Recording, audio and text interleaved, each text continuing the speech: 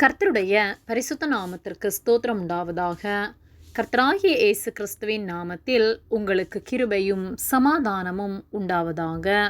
இந்த நாளுக்குரிய தியானத்திற்கான தேவ வார்த்தை உன்னத பாட்டு அதிகாரம் 4 வசனம் 7. என் பிரியமே, நீ பூரண ரூபவதி, உன்னில் பழுதொன்றும் இல்லை. பிரியமானவர்களே, கர்த்தரை அறிந்து கர்த்தருடைய இரத்தத்தினால் கழுவப்பட்ட அவருடைய பிள்ளைகளாகிய நாம் கரைதிரை அற்றவர்களாய் வாழ வேண்டும். உன்னத பாட்டு 4:7 என் பிரியமே, நீ பூரண ரூபவதி, உன்னில் பழுதொன்றுமில்லை என்று சொல்லப்பட்டுள்ளது.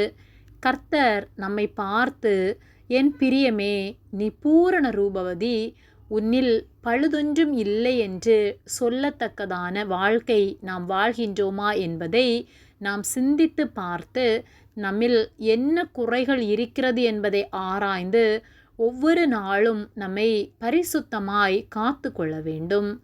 ஏனெனில் பாவம் செய்து உலகத்தை சார்ந்து உலக காரியங்களுக்கு நாம் முக்கியத்துவம் கொடுத்து வாழ்வோமானால் நாம் கர்த்தரை தரிசிக்க முடியாது. பரிசுத்த சிந்தை, பரிசுத்த வாழ்க்கை நம்மில் இல்லை என்றால் நாம் அவரோடு நித்தியமாய் வாழ முடியாது. ஆகவே அவருக்கு பிரியமுள்ள வாழ்க்கை வாழ நம்மை ஒப்பு கொடுப்போம். எபேசு சபையை குறித்து கர்த்தர் சொல்லும்போது உன்னிடத்திலே ஒரு குறை உண்டு என்று சொல்லுகிறார். வெளிப்படுத்துதல் 2:5 ஆகையால் நீ இன்ன நிலைமையிலிருந்து விழுந்தாய் என்பதை நினைத்து மனம் திரும்பி ஆதியில் செய்த கிரியைகளை செய்வாயாக. இல்லாவிட்டால் நான் சீக்கிரமாய் உன்னிடத்தில் வந்து நீ மனம் திரும்பாத பட்சத்தில் உன் விளக்கு தண்டை அதனிடத்தினின்று நீக்கிவிடுவேன் என்று சொல்லுகிறார். ஆகவே அவர் தந்திருக்கிற இந்த நாட்களிலே நம்மிடத்தில் என்ன குறை இருக்கிறது என்பதை நாம் ஆராய்ந்து பார்த்து நம்முடைய குறைகளை மாற்றி நம்மை சீர்படுத்தி நாம் வாழும்போது கர்த்தர் நமக்கு ஜீவ கிரீடத்தை தருவார். வெளிப்படுத்துதல் 2:7 ஆவியானவர் சபைகளுக்கு சொல்லுகிறதை காதுள்ளவன் கேட்க கடவன். ஜெயம் கொள்ளுகிறவனெவனோ அவனுக்கு தேவனுடைய பரதீசின் மத்தியில் இருக்கிற ஜீவ விருட்சத்தின் கனியை புசிக்க கொடுப்பேன் என்றெழுது என்று சொல்லப்பட்டுள்ளது.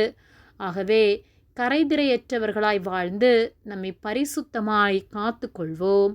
கர்த்தர் நம் ஒவ்வொருவரையும் ஆசீர்வதித்து நாம் பரிசுத்த வழியில் வாழ நமக்கு உதவி செய்வார். ஆமேன். ஜெபம். எங்களை அதிகமாக நேசித்து வழிநடத்தி வருகிற எங்கள் அன்பின் பரிசுத்த பிதாவே, இந்த நாளையும் நாங்கள் காணும்படியாக நீர் எங்களுக்கு ஜீவனை தந்து தயவு பாராட்டி எங்களை பாதுகாத்து பராமரிக்கிற உம்முடைய அன்பிற்காக நாங்கள் உமக்கு நன்றி செலுத்துகின்றோம்.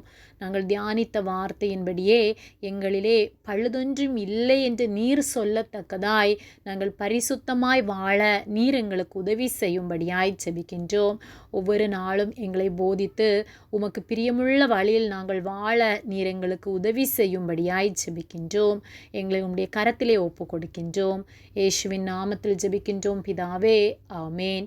கர்த்தர் உங்களை ஆசீர்வதிப்பாராக.